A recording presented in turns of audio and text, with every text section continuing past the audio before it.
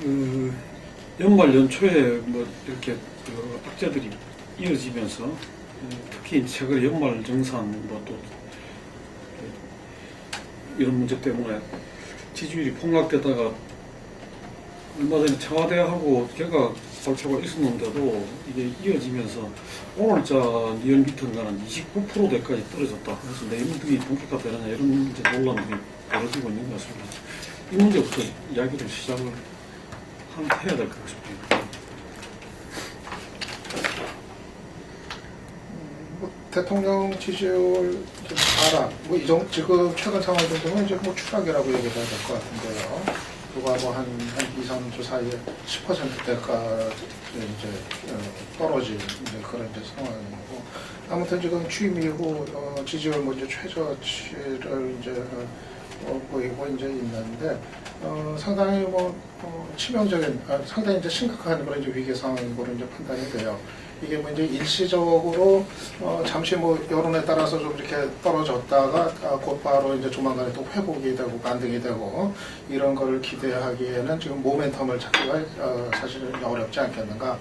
그리고 이게 단지 특정한 사안의 한두 개에 따라 가지고 이렇게 여론이 출렁이었다기보다는 지금 박 대통령이 안고 있는 그 이제 근본적인 문제들, 결국 불통이라든가 어떤 그 자기 고집만 고집을 하면서 밀고 나가는 식의 어떤 그런 모습들, 이런 것들이 이제 연말 연초 거치면서 여러 장면, 신년 회견이라든가 이런 것 등등을 통해 가지고 이제 국민들에게 여과 없이 다시 노출이 되면서 지금 상황의 진보는 물론이고 보수층까지도 상당히 그런 부분에 어떤 그 불통 부분에 대해서 아주 고개를 젓는 이런 현상, 그것이 이제 근본적인 원인이다 이렇게 진단을 할 수가 있을 것 같고요. 이렇게 되면은 결국 박 대통령이 약간 근본적인 국정 쇄신을 하고 대통령의 어떤 자신의 국정 운영 방식을 근본적으로 바꾸는 이런 결단을 내리지 않는다면은 아마 다소 반등은 일단 또 조금 올라가는 건 있겠지만은 일단 지금 빠르게 진행되는 레임덕 현상을 막아내는 데는 역부족 아니겠는가 생각이 됩니다. 그렇기 때문에 어떻게 보면 현 정권의 근본적인 문제가 지금 고스란히 집권 2년을 지나기도 전에 지금 돌아보는 상황이어서 아마 정권적 차원에서는 상당히 지금 위기의식을 가져야 될 이런 상황이라고 보이고, 아마 내리막길이 이렇게 되면 계속되지 않겠는가. 그 레임덕은 이미 빠르게 진행이 되고 있는 거고, 박 대통령의 힘은 상당히 약화가 되는 그런 과정들이 계속 이어질 것 같다 그렇게 봅니다.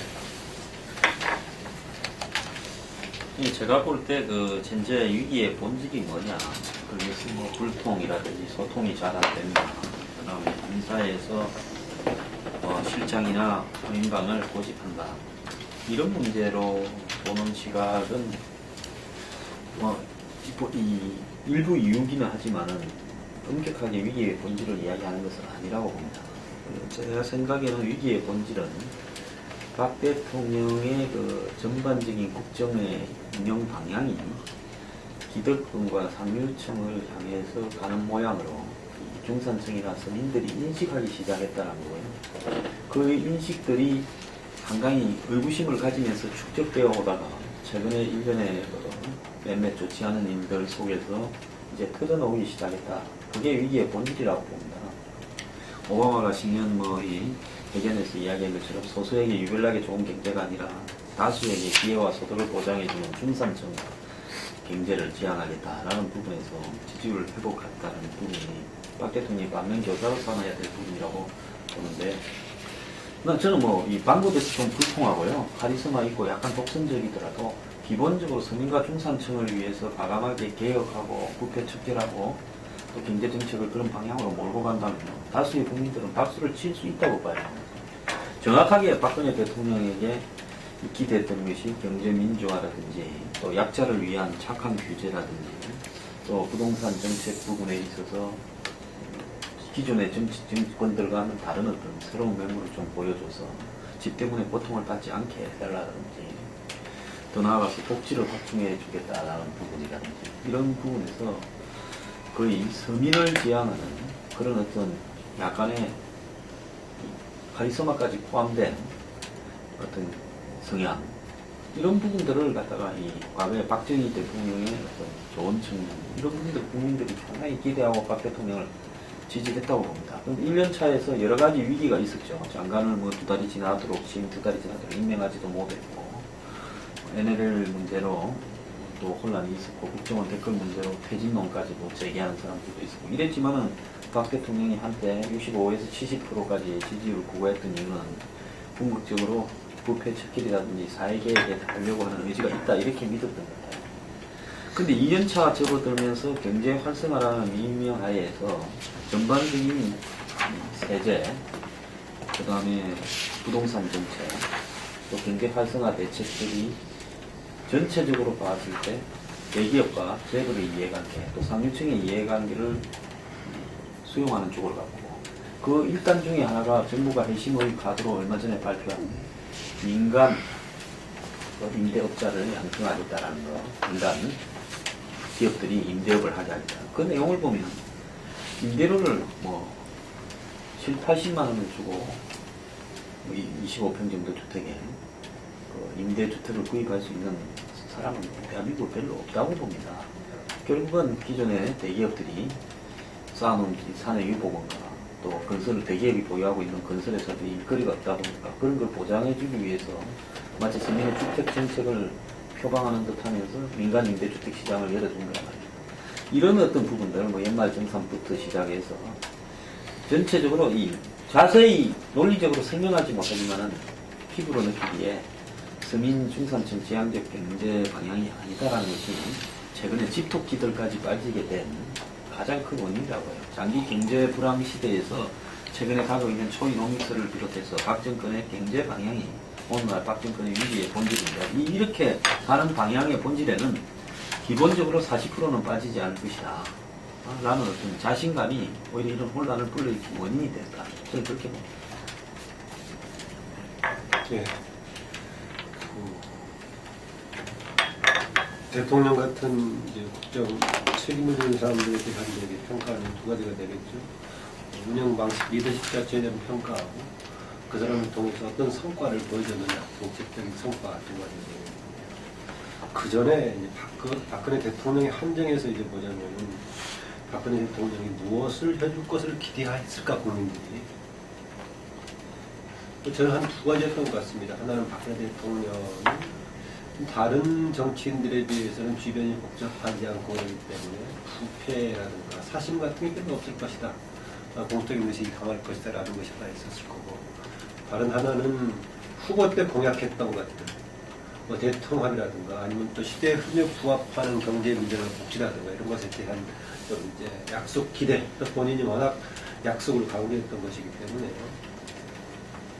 지금 이야기하고 있는 경제 활성화를 위해서 국민들이 뽑아줬을 것이다. 저는 그것은 아니었다고 봐요. 근데 이전에 이명박 대통령은 뭐 실제도 어쨌든 간에 본인이 기업인 출신이고 하니까 막연하게 사람들이 이명박 하면 경제가 나아질 것이라는 기대를 할 수 있다 치더라도 박근혜 대통령을 보고 경제가 잘 될 거다라는 기대를 안 했다고 하는데, 그런데 본인이 공약했던 것을 아다시피 다 버려버렸단 말이죠. 그럼 뭘 대체할 수 있을까?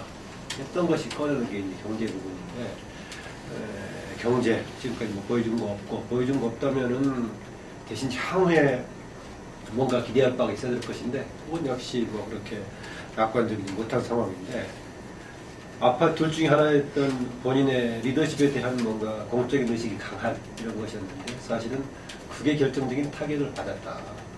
공적인 의식이 강한 것은 분명하지만은 인사 문제 자체가 사실은 공적인 미팅에 대한 손실을 완전히 만들어버린, 그게 이른바 최근에 얘기했던 인사 문제하고 소통의 문제가 제기되는 것을 두 축이 다 무너져버린 상태다.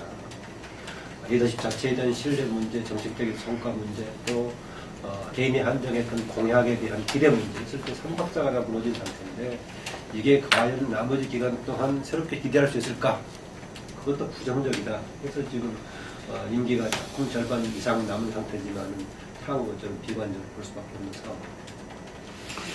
저는 이렇게 좀 의문스러웠던 것 중에 하나가, 우리가 박정희 시대하고 현재 박근혜 대통령 시대하고는 엄청난 세월의 간극이 있고, 그 세월의 간극을 보다도 훨씬 더 이 국민들의 의식 수준이라든지 이 정보에 대한 수용 정도라든지 이런 것들은 뭐 이건 말을 할 수 없을 만큼 변화되어 있는데도 어떻게 박근혜 리더십이 통했을까, 또 통할까, 이런 부분들이 늘 좀 이렇게 궁금해졌어요. 이게 저는 어떤 면에서는 왜 그렇게 성숙하고 성장한 이 국민들이 박근혜 리더십의 실체를 갖다가 못 볼까, 혹은 21세기 새로운 리더십으로 이 박근혜 대통령을 선택했을까, 뭐 이런 부분까지도 연결되지는데, 저는 여전히 그런 이전에 촛불 MB 때 촛불을 했던 그러한 이 시민들, 국민들이 여전히 이민 가지 않고 살고 있다, 뭐 이런 이야기들처럼 저는 이 국민들이 의식 성장 이렇게 된 그런 국민들이 여전히 지금 현재 성장을 계속 되고 있다. 다만 이게 정치적으로 어떻게 누구를 선택하고 판단하는 것은 조금 달랐다, 이렇게 볼 수가 있을 것 같아요. 그래서 항상 이렇게 여야의 문제, 예를 들면은 이렇게 어떤 리더십이 있다면은 그 리더들의 어떤 결국은 이렇게 최선이 아니면 차선, 아니면 차악이라도 선택해야 되는 이런 문제가 좀 민주주의 기본적인 문제도 함께 갈 수밖에 없다, 이런 생각을 하게 되는데, 이번에 일련의 과정을 보면은 저는 박근혜 대통령이 혹은 박근혜 정부가 현 시점에서의 이 국가 운영 시스템 구축에 완전히 실패했다.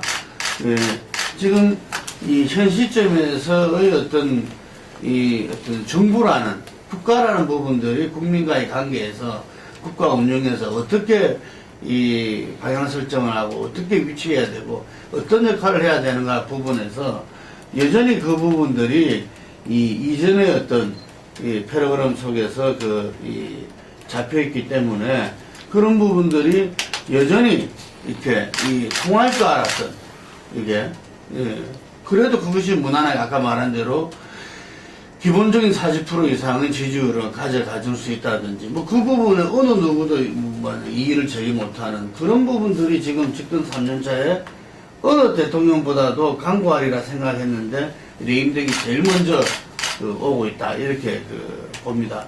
한마디만 조금 더 하자면은 저는 이 부분이 이렇게 박근혜 대통령한테는 정말 위기이자 기회일 수 있는데, 이번에 이완구 총리 내정자를 갖다가 임명한 것도 실제로는 30%까지 떨어지다 보니까 이렇게 화달짝 이렇게 한 측면이 크다 이거죠. 그러면서 문제의 본질, 김기춘 실장이나 3인방에 대해서는 오히려 정폭에서 30%대가 오히려 무너지는 이런 현상에서 보듯이 앞으로의 어떤 전망도 갈지를 못하다, 여러분.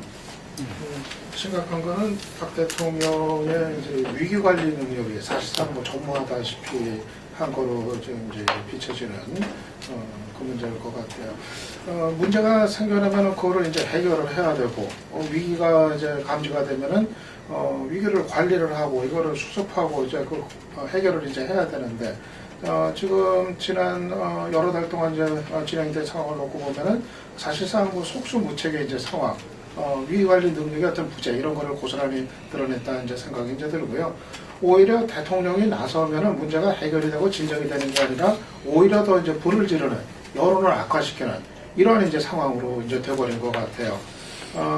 사실 지난해 이제 하반기 이제 가을 이후부터는 이 문건 파문 그것 때문에 비판쳤던 이제 요구가 이제 청와대 이제 개편 이제 그런 거로 이제 다 보수 진보 망라해서 다 모아졌는데, 신년회견에서는 오히려 이제 정반대의 어떤 스탠스를 취했단 말이에요.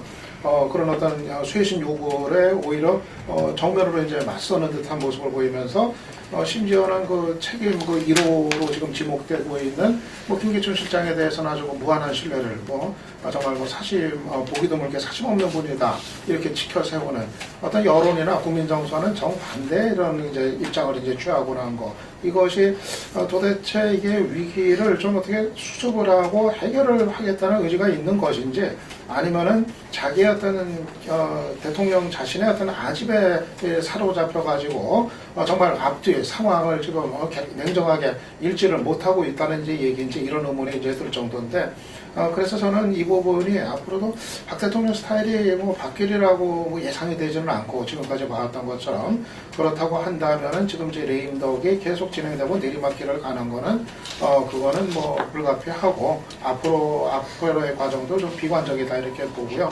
더군다나 지금 문제는 이 국정의 성과가 지금 또 거의 뭐 없다시피 한 상황이거든요.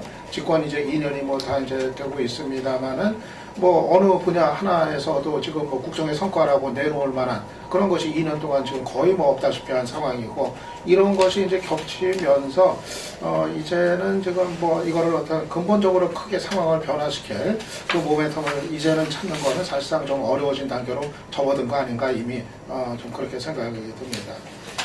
그동안에 그 대통령은 3년차 시작했을 때 30% 떨어져가지고 지지가 조금 올라갔던 케이스가 제가 여기 옆에 것 좀 찾아보니까 김영삼 때만 그 4년차 초기에 잠깐 반짝했던 때가 있어요. 그때가 바로 이제 96년에 약사 발효전기 관련하면서 좀 국민적인 지지를 받았을 때였고, 이 떨어진 상태에서 회복하기가 참 어려웠던 것 같은 느낌이 있습니다. 어쨌든 간에 박근혜 대통령에 대해서 아까 여러 가지 시대적인 배경도 있고 개인의 장점도 있고 이런 가운데 국민들이 똑같다고 했는데, 그걸 보면서 수천만에 해당되는 국민들이 집단 지성의 측면도 발휘될 수가 있지만 경우에 따라서는 집단 기만도 가능할 수 있다는 생각도 이제 해보긴 하는데요. 최근 관련해서 저는 박근혜 대통령 이제 특보단 다시 소개하고 이제 하면서 보니까 여러 가지 그동안에 소통 문제가 시작이 되니까 뭔가 변화를 시도해보려고 했던 그런 인상이 있긴 하는데, 이 최근에 재정 문제 해결 방안을 2차적으로 지방정부의 지금 방만 운영에 초점을 맞추고 있는 상황에다가 그 해결책으로 한편으로는 방만 운영에 대한 관리감독 차원의 중앙정부에 통제하겠다는 것하고, 또 하나는 지방세를 다시 확충하자는 쪽으로 가고 있어가지고 지금 위기 상황에 처해 있는데 그 대응 방안도 그대로 가고 있는 것 같습니다. 정종섭 장관이 꺼냈다가 당에서 역풍 맞고 바로 취소하게 했는데, 지금 박근혜 대통령 얘기 들어보니까 주민세, 자동차세 관련 문제도 지금 지방 차원에서 재정 문제 해결해라 하는 내용 국무회의 논의 과정 속에서 아마 정리가 되는 것을 얘기했다가 당에서 공중이 그렇게 했다는 생각이 드는데, 그 점은 쉽지 않아 보이고요. 지난번 때 우리가 몇 번에 걸쳐서 회의할 때 박근혜 대통령 3년차 넘어 들어갔을 때 과연 뭔가 새로운 지지를 끌어내릴 만한 동력이 뭐가 있겠느냐라고 했을 때 역시 국내 정치에서는 그렇게 기대할 게 없을 것 같아. 다른 일반 외교 전략도 초기에 소위 예의 의전 차원에서의 방문 순방했을 때하고 다르게 구체적인 성과를 내기도 어려운 좀 복잡한 상황이다.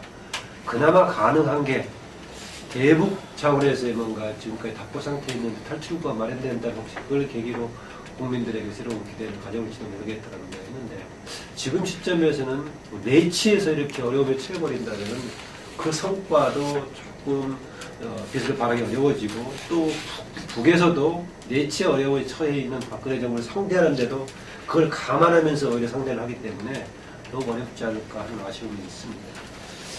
저는 이제 자연스럽게 추가 인사 전망이나 연말 정산 이런 부분까지 연결해서 말씀을 좀 드리겠습니다.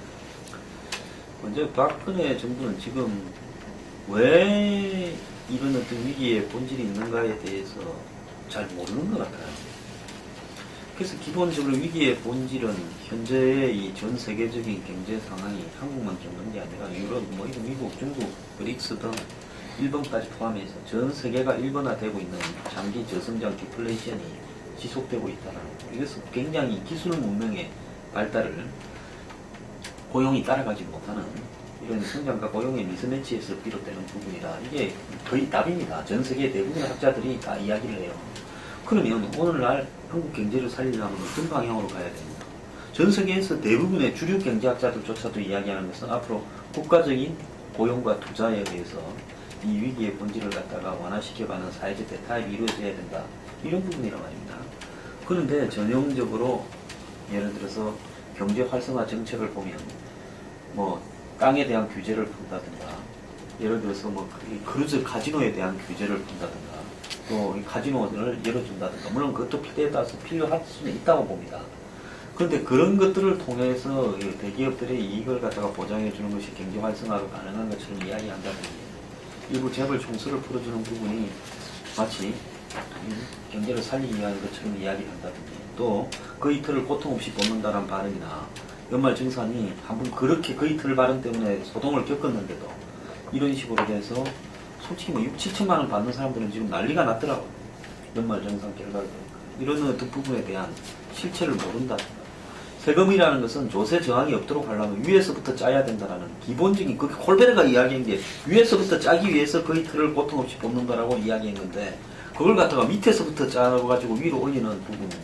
그러니까 대기업의 법인세를 올렸느냐 또 예를 들어서 이 고소득자 상위 계층의 소득세를 갖다가 강화시켰느냐 그 다음에 이 부동산 거래에 관한 세금을 올렸느냐 또 자본이나 금융에 관한 세를 올렸느냐 이런 부분이 아닌 채 가장 손쉽게 담배값에서 털고 연말정산에서 털고 자동차세, 주민세에서 털고 이런 방법으로 가려고 했다는 게 세금이라는 것이 왜 따뜻하게 살아가는 중산층과 서민부터 들어가느냐라는 부분에서 본질을 딱 보여준 겁니다. 정권이 도대체 이 누구를 상대로 정치를 한다. 그러면 이 정권 내부에 단 한 명이라도 이런 부분이 이렇게 가서는 안 된다라고 이야기해 줄 수 있는 부분이 있어야 되는데 일단은 집단적 사고에 비슷비슷한 사람들끼리 논쟁을 거의 안 해버리는 부분에서 집단적 사고의 오류가 심각해져가는 상황에 빠져 있다고 봐요. 그래서 대통령이 정책 결정 과정을 공개하겠다는 겁니까? 공개하면 맨날 똑같은 사람들끼리 이의 제기하지 않는 정책 결정 과정을 그런 게 아니라 그 정책에 대해서 이의를 제기하는 사람을 불러서 한번 디베이트를 해볼 수 있는 이런 수준의 사고를 가져야 되는데 대통령이 밑에 사람이 경제정책에 대해서 올리는 부분에 대해서 거의 의심 없이 수용하고 전적으로 믿는 경향 아닙니까? 최경환 부총리라든지 이런 부분에 대해서 그런 부분에 어떤 함정이 있는가를 갖다가 그럴 수 있는 부분이 없어졌어요. 근데 여기에는 당청 관계에서 당이 주도권을 가져야 된다지만 새누리당에서도 누구도 위기의 본질이 뭔가를 갖다가 이야기를 할 수 있는 사람이 없고 소장파는 뭐 없어졌어요. 개혁파나 쇄신파도.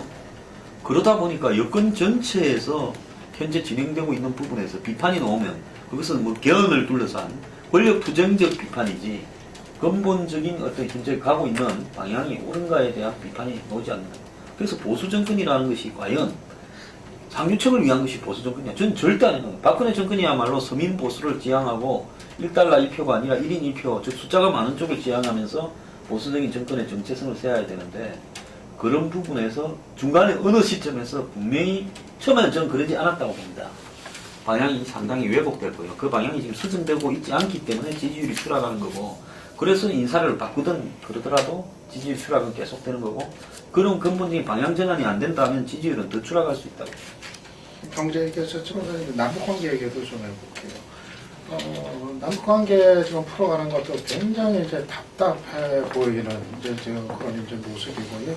기본적으로 남북관계를 좀 관리하고 풀어갈 능력이 있는가 하는 이제 근본적인 질문을 이제 던지게 되는데 일단 이제 연초에 좀 푸는 쪽으로 이제 가닥을 잡았단 말이에요.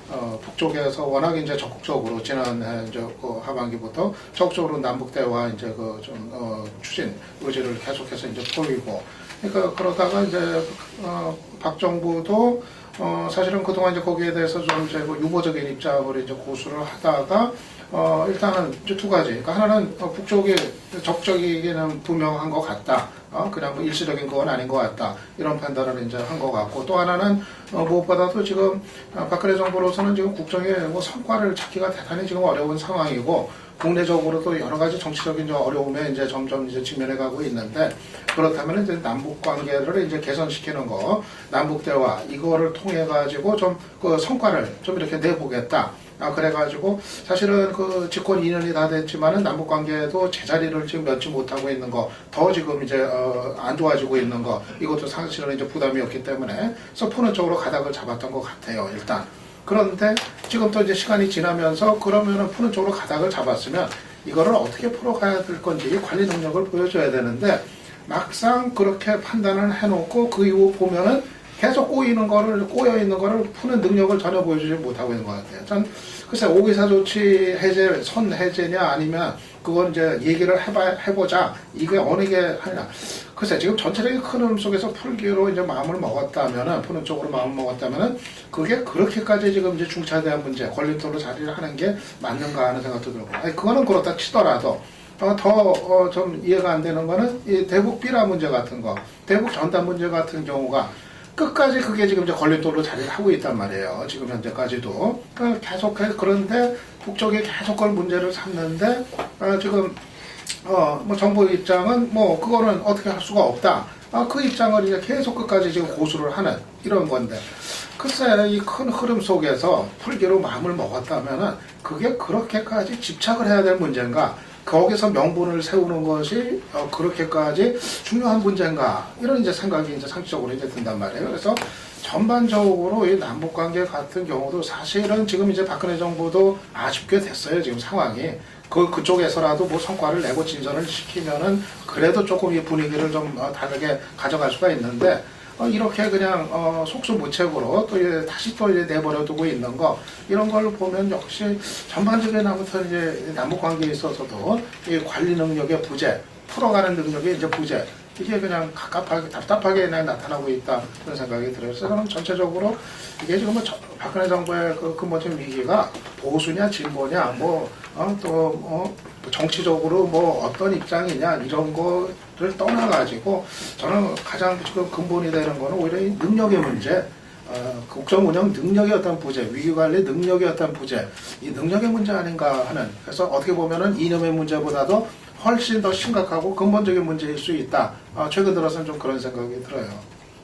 근데 우리가 이제 이 다음 주제지만, 예를 들면은 여당이, 정부 여당이 이렇게 헤매는데도 왜 야당의 지지율이 오르지 못하느냐, 그 중에서 하나가 리더십의 부재, 이런 이야기를 하는데, 좀 전에 한 소장이 이야기를 했지만, 박근혜 대통령이 그전에는 안 그랬는데, 예를 들면은, 말하자면은 집권 이후에 뭐 방향을 잃었다든지, 또 여러 가지 초심이 바뀌었다든지, 뭐 이런 식으로 좀 평가를 했는데, 저는 그렇지 않다. 제가 그 최측근한테 이야기를 들어보면은, 그 사람도 들었어요? 여러분 집어넣어. 그래가지고 이 이야기를 들어보면 자기도 항상 좀 생각했다는 거야.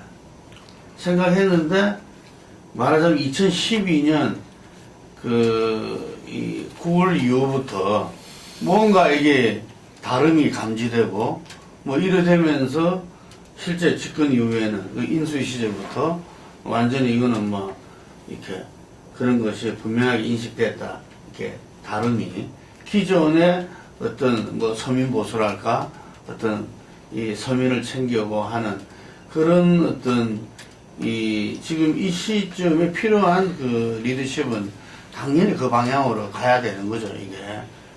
그래야 되는 것도 불구하고 다름이 됐다는데, 저는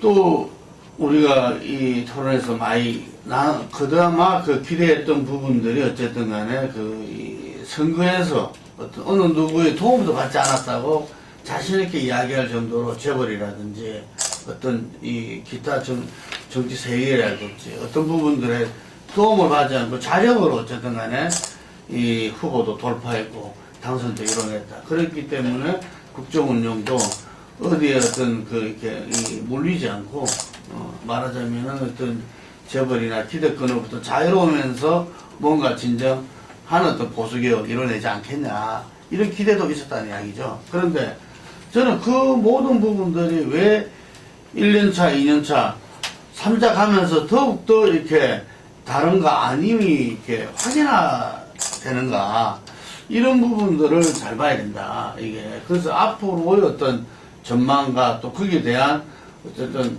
청와대면 청와대, 여당이면 여당, 야당이면 야당의 어떤 갈 방향과 어떤 그 내용이 잡히기 때문에 그렇다 보는데 저는 그 박근혜 대통령 그 자연인 그 자체는 우리가 여러 이 분석도 하고 하지만 어쨌든 자기의 삶에서 자유로운 사람은 없다.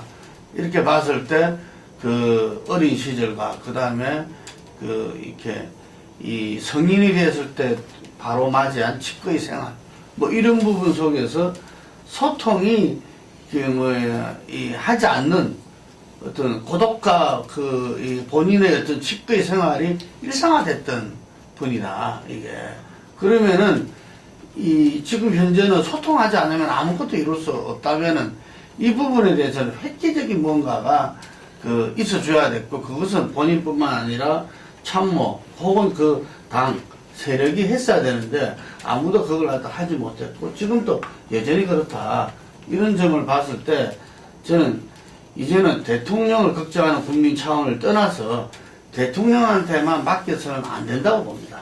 이런 부분들이. 그런데 어떤 면에서는 그 여당 지금 새누리당 대표인 김무성 대표가 전당대회에서는 분명하게 그 이렇게 대통령 청와대가 아니라 국민만 바라보고 가겠다.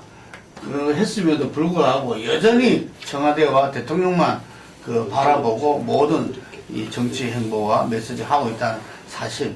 이게 저는 그 외 사람들은 거기서부터 더 자유로운 사람 아무도 없는 거죠. 이게. 그랬을 때 우리 청와대와 여당이 이런 모양으로 갔을 때는 이거는 뭐 어느 정치 세력이 어느 진영이 뭐 플러스 마이너스를 떠나서 국민이 불행해질 수밖에 없다. 그래서 저는 이 차제의 이 부분에 대해서는 이 정말 뭐 우리가 현재 경제에 대해서 대타협 이런 차원이 아니라 정말 이 나라와 국정 운영을 위해서 범국민적인 어떤 이 뭔가가 이루어져야 되지 않겠나 이렇게 봅니다. 예, 뭐 이야기가 한꺼번에 막 쏟아지다 보니까 그거 했는데 그 점은 어떻게 봐야 된다고 보십니까? 이 여러 가지 이제 그 기대도 있고 또 실망도 교차되고 하면서 역시나 대통령 주위에서 가장 지금 또 힘을 쓰고 또 요번 뭐 이게 특보 임명이나 이런 거에서도 보면 김기춘 또 민정수석이 된 우병우 또 뭐 그 이명재인가요? 검찰총장 출신 뭐 이런 사람들이 지금 다시 하고 그 3인방이라고 하는 그런 사람들이 여전히 둘러싸고 있고 이왕구가 당을 대표해서 총리로 갔습니다만 그것이 무슨 당청 관계를 풀어내는 걸로 작용할 건가 이런 데 대해서 상당히 좀 의구심들이 있는 것 같습니다. 근데 앞으로 좀 김기춘 실장의 위치가 이게 좀 사퇴하는 쪽으로 정리가 되지 않겠나 이런 기대도 있는 것 같고 좀 추가적인 뭐 인사가 있을 수 있지 않겠나 내각이나 이런 기대가 있는 것 같은데 그런다 하더라도 이런 그 소위 공안 출신들 검찰 출신들로 옹이되고 있는 이런 게 좀 바뀔 수 있겠는지 이런 점에 대해서는 어떻게 보시는지. 저는 같은 맥락에서 박근혜 대통령의 지금까지 문제가 있다고 지적해왔던 국정운영 방향 방식이 김기춘 실장의 체제와 같이 맞물려 있었다는 거거든요. 그러면 이후에 바뀌는 데 과연 어떻게 할 것인가 했을 때는 박근혜 대통령 개인만 바뀐다고 하더라도 능력이 감당이 될까? 아까 능력의 문제와 관련돼 있어가지고 그렇다면 이후에 뭔가 국가적인 차원에서의 그걸 문제를 해결하기 위해서 간다고 하면은 박근혜 대통령 개인 역시 중심으로 해서 리더십을 어떻게 바꾸기 어려울 것이다. 그래서 팀 자체가 어떻게 꾸려가는 바뀌는 방식이면 그 중에 하나가 이제 청와대 비서실이 되겠고 또 뭐 이상한 논란이 되고 있습니다. 특보다는 어쩔지 모르겠어요. 그보다 더 중요한 게 이제 당이 어떤 관계를 맺고 갈 것인가 이런 집단 과도제 방식으로 이제 대책이 있을 수밖에 없다고 봐집니다. 그런데 현재 박근혜 대통령은 후임을 그런 쪽으로 볼 것인가 실장을 지금 예상하다시피 김기춘 실장은 대체로 이제 바뀌는 방향으로 지금 이제 일이 마무리된다 하는 것처럼 되어 있는데 대신 김기춘 실장이 물러가는 대신 본인이 해왔던 그 모형으로 그대로 이제 2기 김기춘 체제를 구축하는 방향으로 가는 느낌이 있단 말이죠. 이번에 우병우를 계속 올려붙인다든가 심지어는 제가 방송에서도 그런 얘기 했습니다. 상상의 차원에서 보자면은 이명재 특보를 그동안에 그 양반이 정치적인 경험이 워낙 없기 때문에 한 달 정도 청와대에서 수습기간 거친 다음에 본인의 후임으로 혹시 실장을 하지 않느냐 이런 생각이 들 정도로 상상까지 해보는데 그 점에서는 김기준 실장이 구축하는 방향은 이 정도 크게 다르지 않을 것 같다. 본인이 구상했던 그 점에서는 조금 역시 아쉬움이 있습니다. 바뀌려면은 밑에를 구축하고 있는 참모진과 과도정 차원에서도 이 자체가 바뀌어야 되는데 그게 바뀌기 쉽지 않다는 점에서 조금 어려움이 있는 것 같습니다. 저 이런 부분을 좀 염두에 둬야 될 것 같아요. 어느 정권이든 한국의 정권의 현실이 그 정권을 운영하기 위해서 공안이나 사정 부분이 필요했다. 또 사정 부분이 꼭 이 부정적으로 볼 필요는 없다. 사정이 있었기 때문에 이 정권의 전직 대통령이나 또 고위직들의 비리나 이런 부분들이 어느 정도는 드러나면서 국민들이 알게 되고 그게 뭐 그걸 갖다 까발리는 의도야 어쨌든 이 정치가 조금씩 발전하는 양상으로 가는 거지. 만약에 그것도 없었다고 해봅시다. 그럼 전직 대통령이 저지르고 간 수많은 비리에 대해서는 다 이 덮어두고 국회의원들에 대해 비리에 대해서 덮어두는 이런 부분이 있기 때문에 그런 부분들은 무조건 부정적으로 볼 부분은 아니다. 또 예를 들어서 공안 부분도 통진당 해소한 부분은 앞으로 역사적으로 이제 이 시간이 조금 더 흘러서 규결이 되겠지만은 그것은 보수 정권으로서 해야 될 일을 했다라고 볼 수도 있다는 겁니다. 그렇기 때문에 그 부분이 역사적으로 좀 긍정적인 평가를 받을 가능성이 많다고 저는 보고 있어요. 그게 진보 정당의 발전에도 도움이 되고요. 그리고 박근혜 정권이 이 사정이나 공안에 상당히 좀 의식하는 경향이 있는 부분은 임기 초년차부터 저는 여성 대통령이라는 부분을 빼놓고 이야기할 수 없다고 봅니다. 이 사상 처음으로 여성 대통령이 있다 보니까 과거에 대통령이 말 한마디 하면 전부 눈치를 보면서 조심스러워하던 이런 행동들이 없어지면서 장관이 그냥 1년 차에 할 말 다 하고 나가버리고 예를 들어서 뭐 이 또 퇴임한 장관이 자기 할 이야기를 다 하고 그다음에 수석이 그냥 항명을 하고 하는 일들 또 비서관이 뭐 예를 들어서 뒤집고 이런 일들이 비일비재하게 발생하는 양상 속에서 특히 뭐 정권 1년 차에 저 퇴임 논란에도 휩쓸리고 이런 부분에서 본인이 자기의 정권을 갖다 유지하기 위해서 하는 부분을 그것이 무슨 어떤 국민들의 일반적인 어떤 인권을 갖다가 옥죄거나 탄압하지 않는 이상 그걸 갖다가 마치 과거에 뭐 유신시대처럼 의식해서 이야기할 필요는 없다고 봅니다. 그것은 뭐 정권마다 운영하는 방식이 달랐던 거고 뭐 옛날에 DJ 노무현 시대도 나름대로의 사정과 공안을 있었죠. 그 정권을 유지하기 위해서는. 근데 이 정부에서 사정이라는 게 도대체 누구를 얼마만큼 사정했다고 사정하는지 나도 잘 이해가 안 되네요. 별로 사정한 게 없는 것 같은데. 아니 뭐 국회의원들도 들어가고 앞으로 또 많이 있을 수도 있지 않습니까? 그래서 아니 제일 대표적으로 해야 될 게 전 정권 청산이라면 MB 문제인데 MB 문제에 대해서 이때까지 그것도 지금 진행 중일 수도 있죠.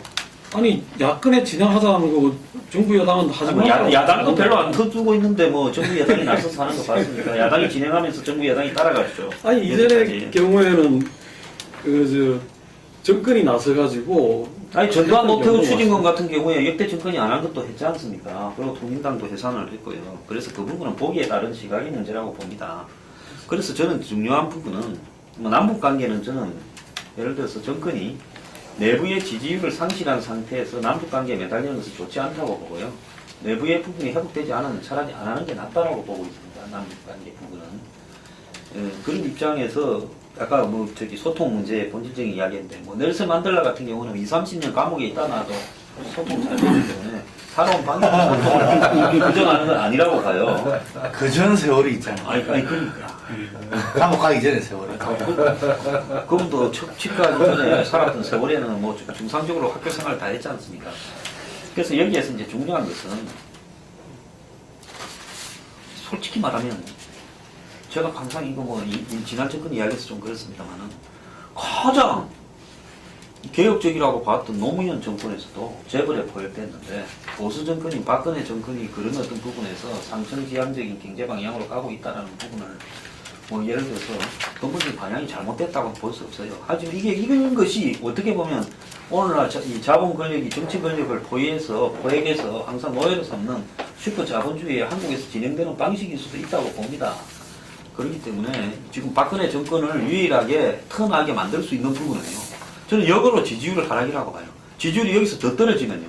지금까지의 정책 운영 방식을 갖다가 근본적으로 제고할 수밖에 없는 부분이 오고 거기에서 방향 전환, 즉 의식의 전환이 나와야 이런 부분이 정권이 정상적으로 운영될 수 있을 거라고 보고 있습니다. 그거 참 재밌는 부분인데 예를 들면 40%대하고 35%대, 30%대에서 그 청와대가 박근혜 정부가 대응했던 게 상당히 좀 다르다 이거죠. 완전히 40%대가 유지될 때는 오불가는 무슨 소리 해도 마이웨이.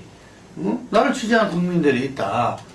그리고 뭐 요즘 보니까 문재인 의원이 지금 그 새정치당 대표 후보가 계속 이야기하는 게 그 두국민 전략을 갖다 계속 이야기하던데 그 두국민 전략에서 40% 지지면은 뭐 거의 한쪽에서 100%인 거죠. 예를 들면. 그러니까 그렇게 나갈 수 있는 힘이 있고 다른 사람도 별 거기서 뭘 할 수가 없었어.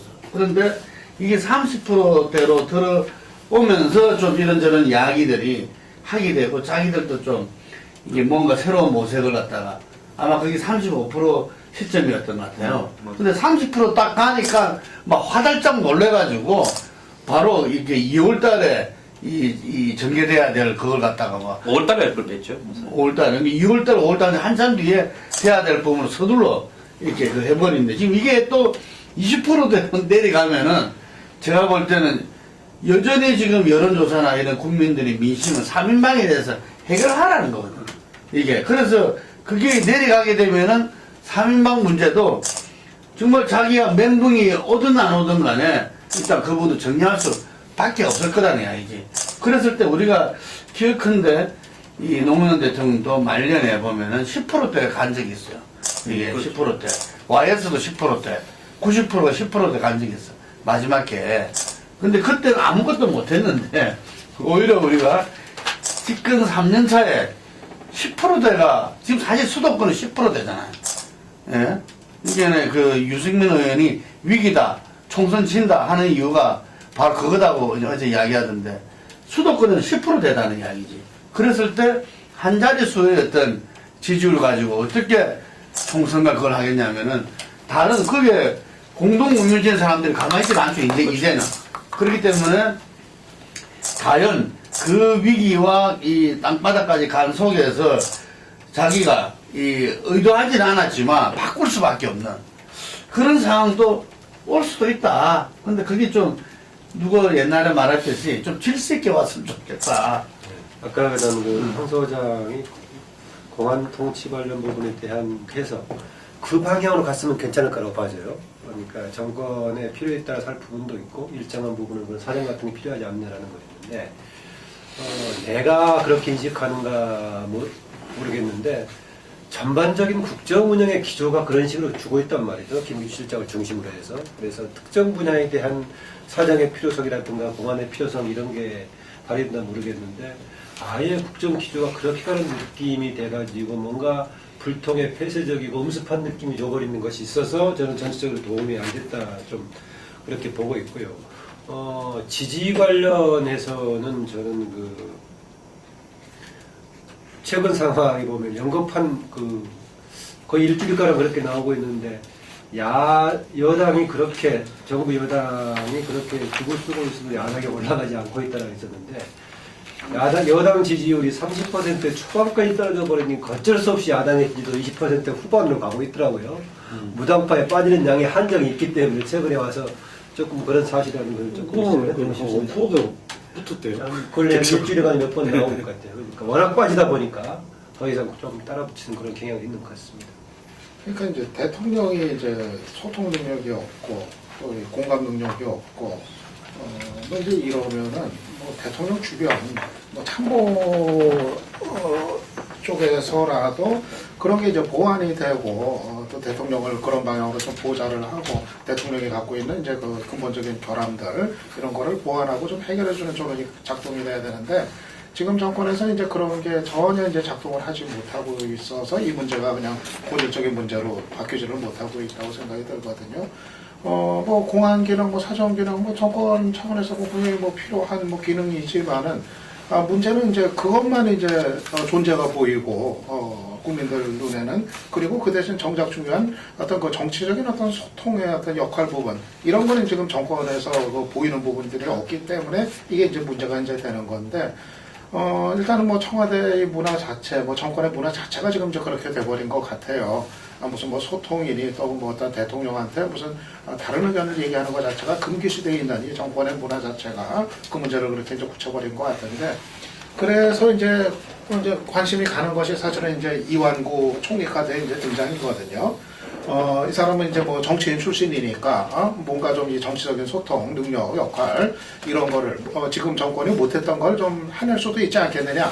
아마 그런 기대를 이제 청와대도 갖고 있고 이제 그럴 거란 말이에요. 실제로 이제 뭐 지명되자마자 막 그런 얘기들을 꺼내놨어요. 뭐 소통하는 총리 되겠다, 대통령한테 쓴소리하는 총리 되겠다, 야당을 존중하겠다 하면은 사실은 너무도 당연한 얘기인데 이전에는 듣지 못했던 얘기거든요. 지금 박근혜 정부에서는. 그러니까 그런 너무도 당연한 얘기조차도 새롭게 들리긴 하는 거예요.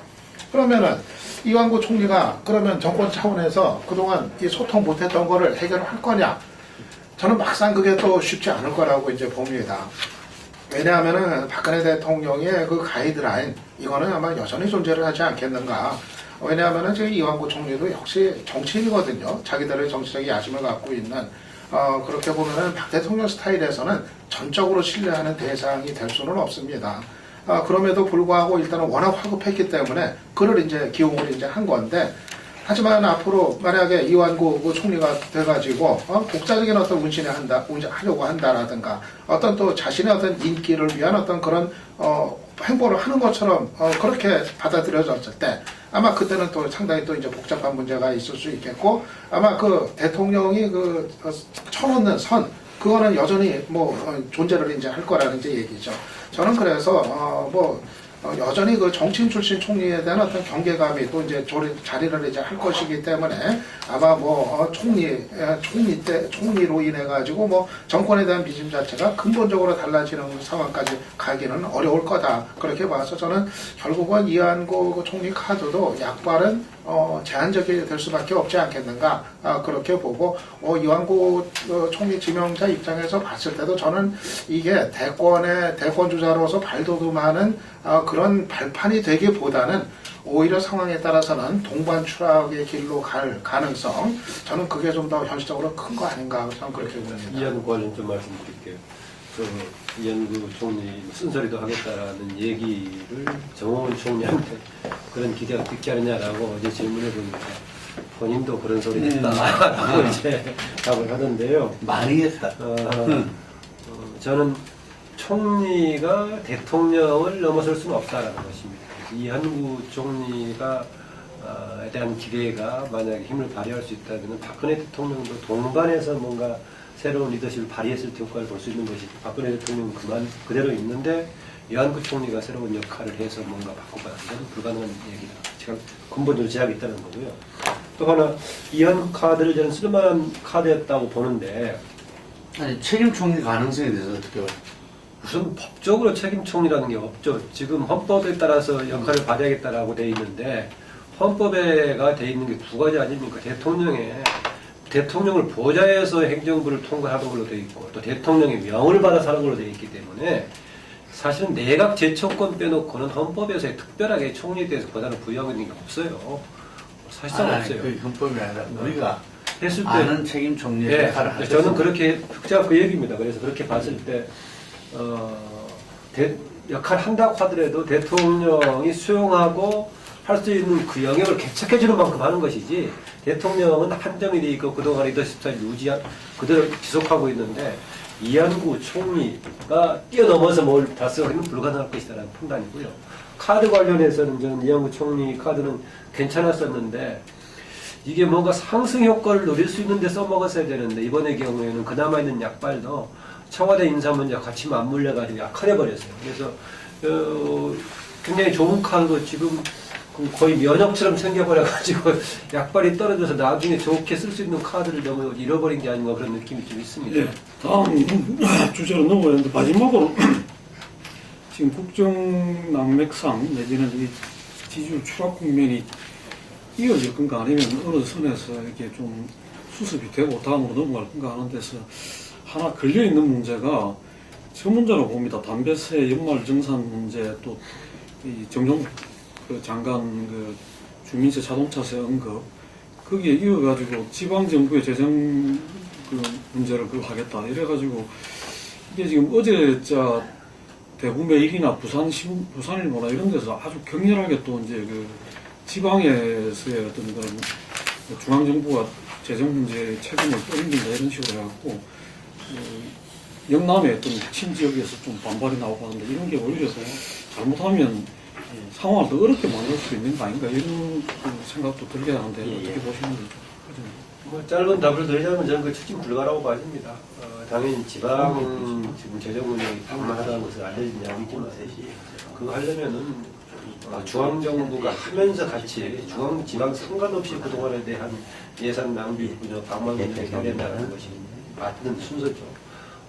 당장 최근 재정위기 문제 그쪽에 돌리는 문제에서 거의 모든 지금 자치단체들에서 받아들이지 않기 때문에 수행 자체가 불가능할 걸로 봐집니다. 꺼내는 문제 방향을 잘못 잡았어요. 바로 지금 대책이 나올 거라고 봐서 수행을 어려울 거라고 봅니다. 지금 세제 문제에 있어서 방향 전환, 그러니까 한 개 한 개씩 얻어맞을 때마다 찔끔찔끔 고치는 게 아니라 근본적으로 이 세금을 많이 버는 사람, 소득이 많은, 또 자산이 많은 사람이 많이 내는 부분이고 한국 사회에서는 양극화나 소의 불평등한, 소득의 불평등한 분배가 매우 심각한데 그래서 위에서부터 짜고 그 다음에 정부가 예를 들어서 이런 부분은 이제 과잉 복지다, 또 과잉 지출이다 이런 부분을 줄이겠다고 하고 그 다음에 마지못해 짤 때는 다 짰는데 이제는 여기에 안 하면 국가가 운영이 안 된다라고 국민들한테 양해를 구할 수 있는 그런 어떤 방향으로 근본적으로 전환하지 않으면요 위반되는 민심을 막기가 쉽지가 않다고 봅니다.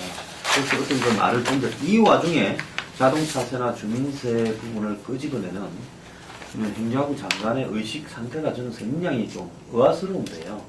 설사 그렇게 방향이 정부 내부에서 정해졌다 하더라도 이런 어떻게 보면 국민들의 조세 저항이 극에 달하는 상황으로 가고 있는 상황이면 이 부분에 있어서 내부 조율을 해서 철회를 해야지.